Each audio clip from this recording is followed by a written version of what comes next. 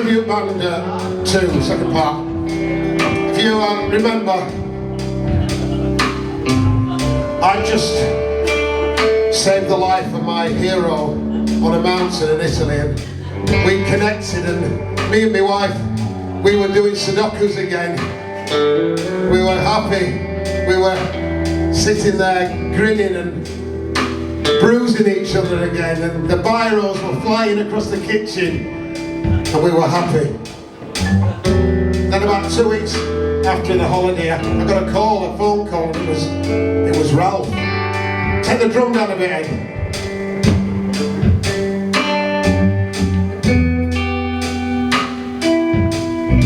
And he said, would you like to come down to my studio and see the studio? And I said, hey, yes, of course I want to.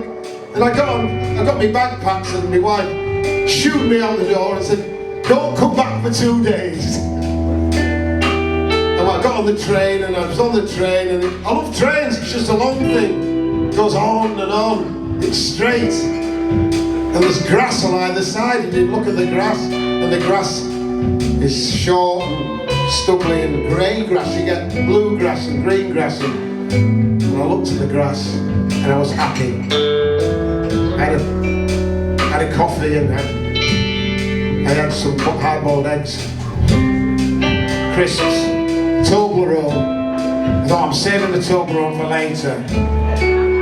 I'll have a little bit today, and I'll have a little bit tomorrow.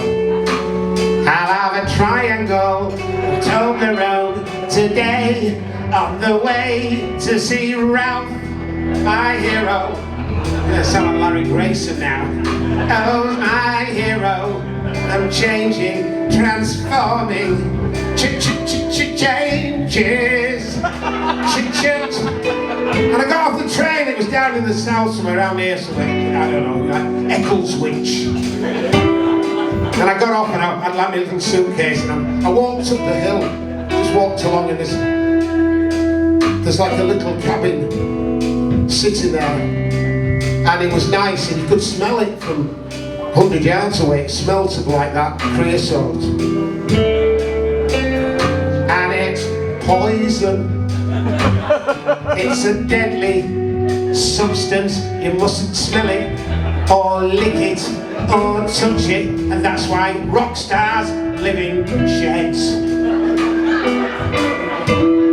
because it keeps people away. But he said, just come up there, there's like a little combination lock on, you just hit these, and I didn't understand, I don't like combination locks, and I put my gloves on, and there's like some graffiti on the door, it said, Kurt Cobain. And he said, never mind.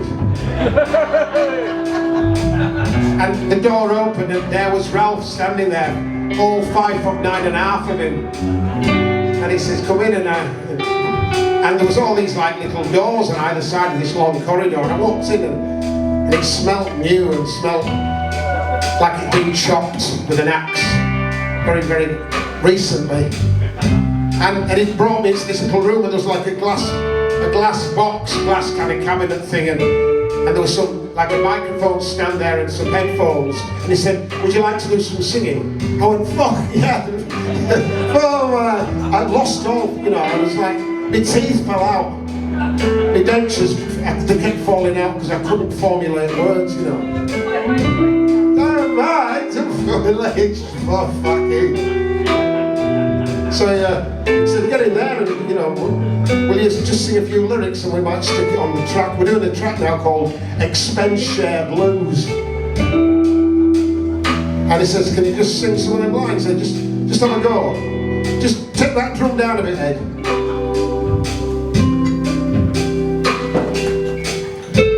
That's nice, that.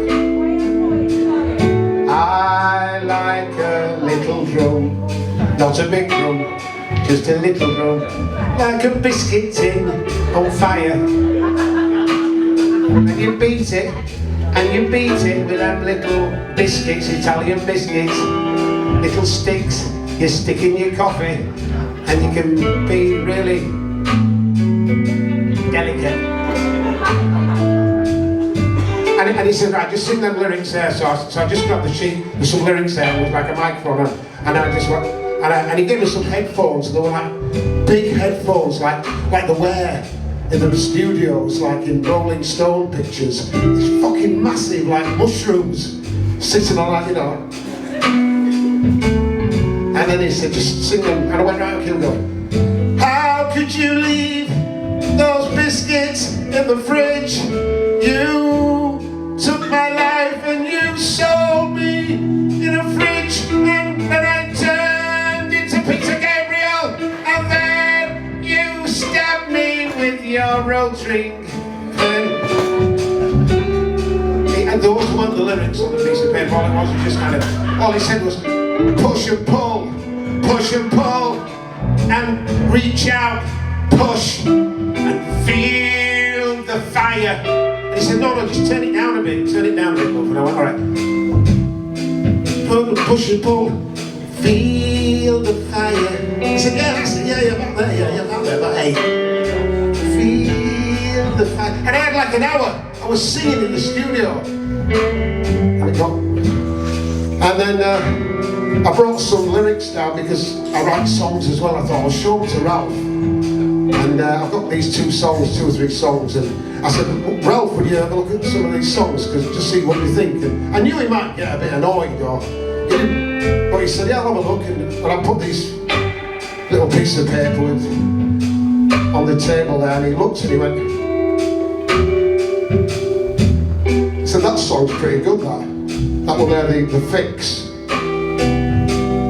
Yeah, I like that, that's pretty good.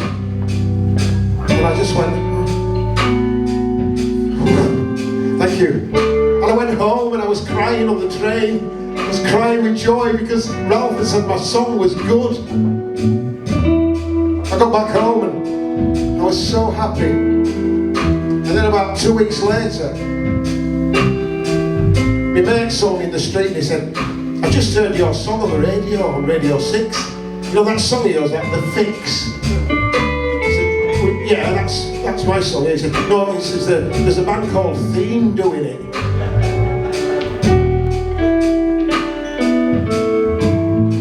So I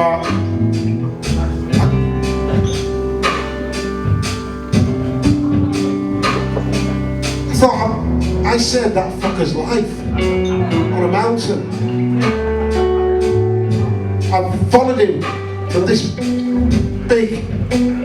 And he's got me through my childhood, and I've followed his example, and he's been like there for me. And now he's so I got him on the phone. I said, "What's going?" That's my mate just said that he's The Fix on the radio, and he said, "Yeah." I said, "Yeah, but that's my song." And he said, "Have you got it copyrighted?"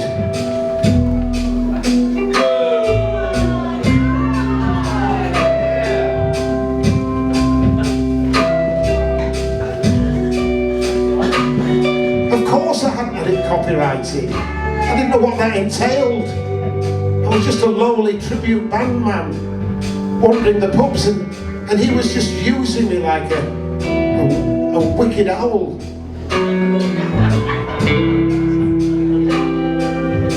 And I said, that's my song. And he said, well, and what do you want? And I said, well, give me some fucking money.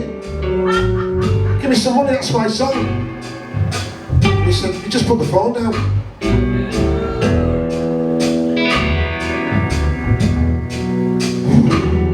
Well, I had a shit Christmas, it was really shit. I just sat around and I couldn't watch the telly. I tried to read a book and I felt really sad. But luckily my wife was there and we just played on the carpet for ages, and the children left. They went off on, I think they went to Alicante for like 2 weeks because they got sick and disgusted.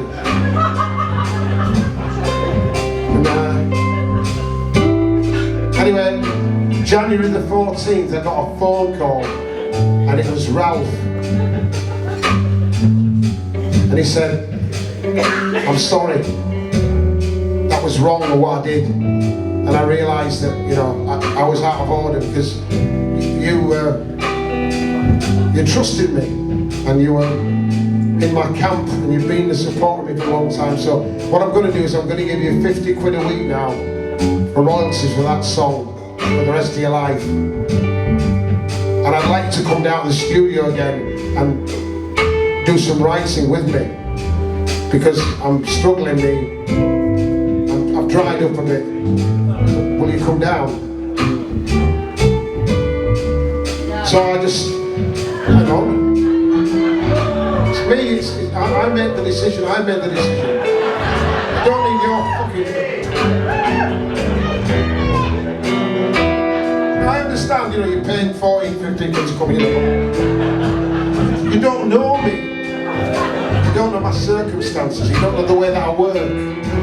So I just sat with him for a minute. I just gave him a minute of silence. And then I said, yes, I'll come down.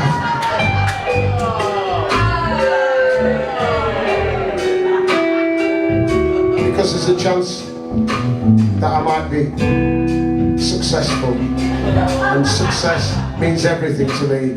Fuck the family.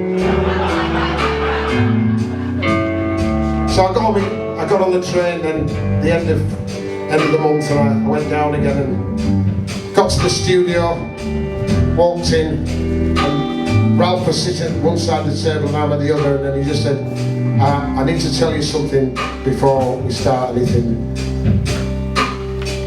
I've been seeing your wife for the last month.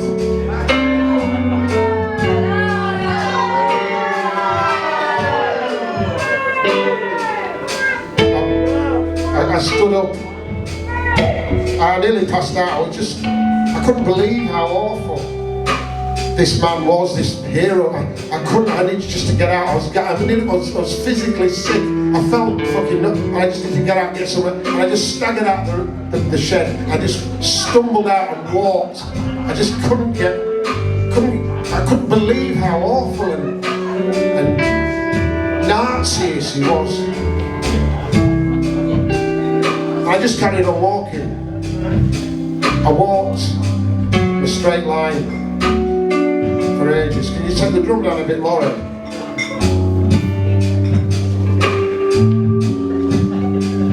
little bit more. Not that much. I carried on walking, and then I was furious. I was just all sorts of stuff, and I was thinking, oh, she was there, she was so happy. And he's going to give me money, and they've been shagging behind me back, and yeah. Disgusting. I walked for about another half an hour or so, and then I thought, well, he's a cunt, yeah. But I've been using his material for the last 18, 20 years. I've made money out of his material 3 or 4 nights a week in the pubs. And life's complicated. Life's complicated. My wife, we're happy now. And Ralph's there. And I love his music and what he does, and he wants to work with me, and it's work. It's a strange. We're going to manage. I think we're going to manage. But listen, I love this. I love this. I love writing, scribbling, and all you need is a biro. Just get a biro. Start with a biro.